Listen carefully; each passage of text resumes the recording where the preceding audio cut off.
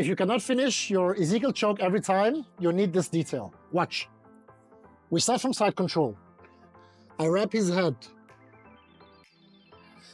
I might have an underhook or no, it doesn't matter.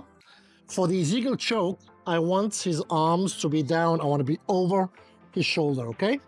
So if I'm under, I'm gonna change the control and control his biceps and block it here. Whenever I'm ready, I'll push it down and slide over and get ready to attack the neck.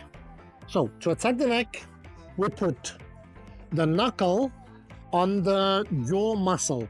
It's a little muscle you feel when you clench your teeth that starts moving. That's where the knuckle needs to be. Right on this one. Once you have it, you put your elbow on the floor and you grab your wrist. Now you hold it here.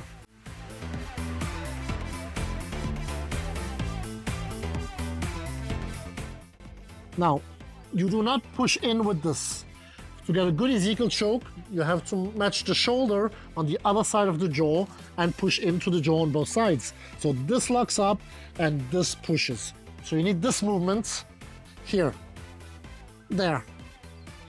That's how you finish it, okay?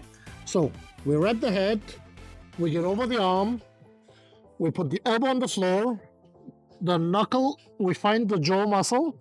Once we have it, we hold it with the other hand, and then we lean into the shoulder, and we get an easy tap.